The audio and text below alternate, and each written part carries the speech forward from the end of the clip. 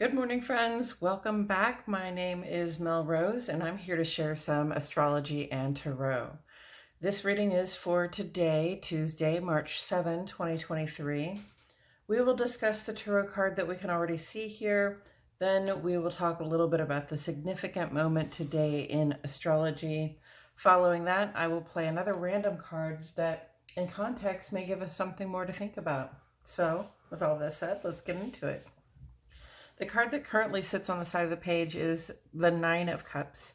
And it's here for a reason. It's here because it corresponds in astrology with the second 10 days or the second decan of the sun's transit here in the land of Pisces. Pisces is a water element symbolism, and it's a water sign actually. And the Nine of Cups is water element symbolism. Water element symbolism has to do with how things feel to us. What is it that arises with our emotions, what physical sensations we have, what thoughts we have, what questions arise as well.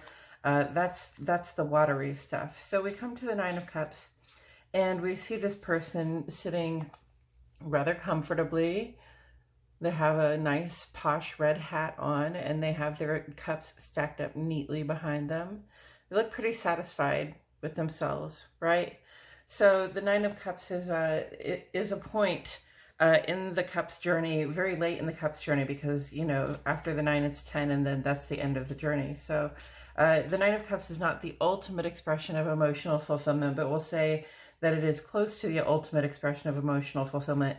And that's because we've come to this place where we've figured out how, when, and where, and with whom to give of ourselves, you know, our kind regard, our goodwill, our love, our enthusiasm, in a place where it will be respected, accepted, and also, you know, reciprocated, compensated. You know, we have to be able to sort of get, you know, we have to have a little bit of take for the give, right? You know, because even though we have this bottomless cup of love to give, that doesn't necessarily mean that it isn't exhausting to only be giving, or that it isn't overwhelming to only be receiving as well. So, you know, there has to be a balance there, and at the Nine of Cups, we've struck it. There's a little warning that comes with this sense of sort of being able to enjoy the joys that life has to offer, and to be, you know, to have that sense of emotional stability. You know, this is not a not caring. This is like, I figured out how to show that I care and be supported in it. But the warning that comes is with becoming like smug or complacent. We don't ever want to, you know, we don't ever want to think that think or act like we're better than other people because, you know, we managed to find ourselves a good situation and somebody else hasn't, managed to do the same. And we also don't want to take for granted what it is that we have gained here, because it did take personal investment, and, you know, probably takes an ongoing personal investment as well. Okay, so what's going on the page today is at 6:40 this morning, the moon will be completely full. That's the turning point moment when we sort of switch out of the mode of increase and into the mode of decrease in our creative cycle. And so a lot of people like to get out there and observe it. If you'd like to get out there and observe it, you know, here in Central Standard Time in Midwestern the United States, that moon will be going down around 6:40 a.m.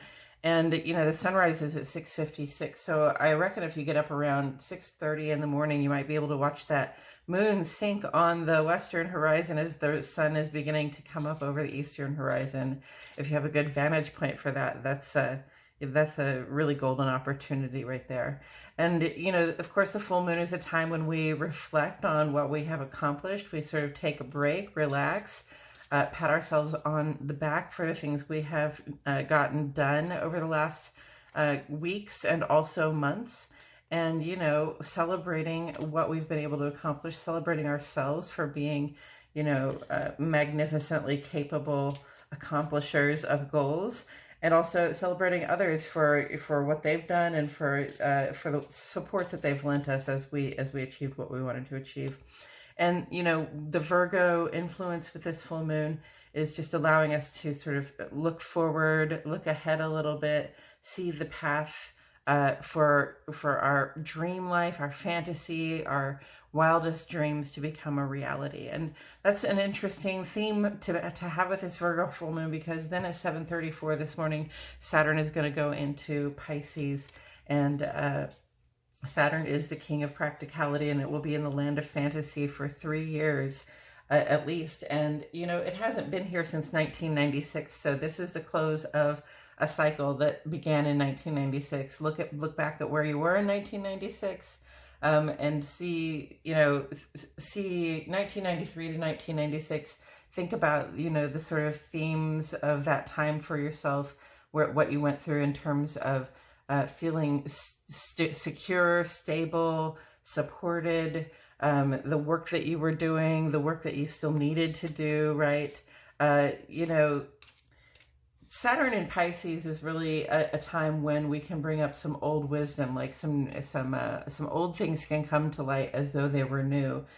You know, it gives us a discipline and practicality in our spiritual searching. So, you know, it can also help us be better in control of addictions and habits of ourselves and of culture, right? We have these cultural addictions to things like sports and you know, just consuming, just buying stuff, these cultural habits around great big tasty meals at restaurants and things like that.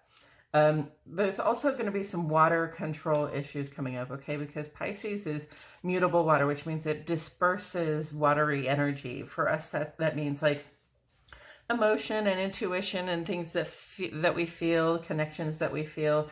And, you know, Saturn is there to bring, Saturn and Pisces couldn't be more different that way, because Saturn really actually builds walls, really creates structure, and allows us to, you know, manifest in reality what it is that we think we can do. And, you know, the great thing about that is that, you know, being in Pisces, we kind of can imagine almost anything happening.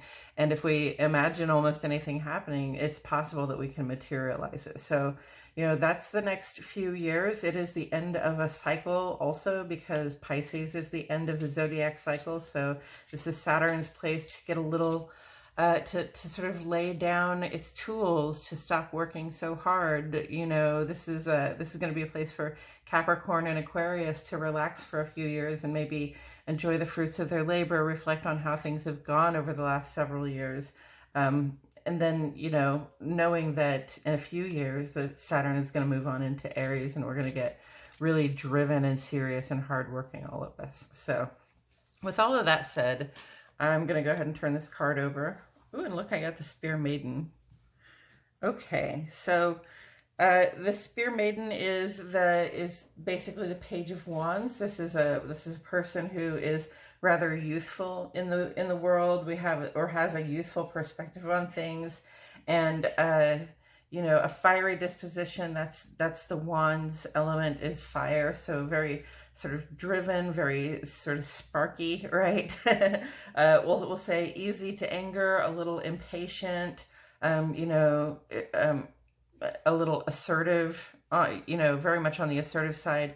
And with a page like what we lack in experience using this assertiveness, using this go-get-em quality that we have, we make up for it with enthusiasm, which is another very fiery sort of thing. So the Spear Maiden is not a page to be messed with. So you can see this person is sort of running with a spear in their hand and a falcon on their wrist. So I'm not clear on the part of the story that this relates to in Arthurian legend, because this is my Arthurian tarot deck, but this person doesn't look like somebody that I would try to anger. Although, if I had something that I was passionate about, that I wanted to enroll somebody in to help me do it, if this person could find a way to be passionate about what I'm passionate about, then this is the person I would enroll to help me, because of the enthusiasm and the drive that's there.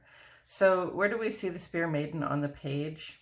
We see the Spear Maiden in Venus in Aries, okay? Venus is, Venus is our goddess of love.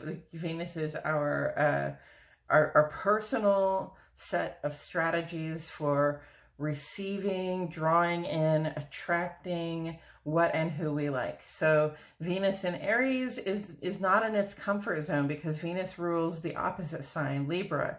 Mars rules Aries. Mars is assertive. Aries is very action oriented. And Venus is not comfortable there because Venus is very relaxed and really just wants to take it easy and sort of, look good and draw in the things that Venus wants. And Aries is saying, yes, you're very attractive, Venus, but you're also going to have to ask for what it is you want. You're going to have to go out and get it. You're going to have to take actions that show what it is you're trying to draw in. So Venus and Aries can be a little forthright in love, a little eager to spend money, but in general, Venus in Aries is also a very loyal friend and lover. Venus in Aries is also a very, a very ardent person to have on your side. This is a person who will have your back in a fight. This is a person who will have your back, when you actually need somebody to stand up for you. Okay, this is somebody who will stand up for you. So we stand up for you and the things that you believe in because they'll stand up for themselves and the things they believe in. So if this person believes in you, then they've got your back. So that's Venus in Aries, and Venus is, still currently essentially conjunct to Jupiter and Chiron. And this has all been about sort of figuring out how to ask for what it is that we want, figuring out how to let go of some old social wounds, old sort of maybe childhood wounds where we felt excluded or left out or picked on. And also, finding personal growth and personal expansion through that healing and through learning how to go after what it is that we desire, which is what the Spear Maiden will do, which is, very fiery, very Mars-like, but Venus in Aries is Mars-like, right? So very much interested in getting what they want and willing to go after it in a really direct and forward fashion. And taken together with the Nine of Cups here,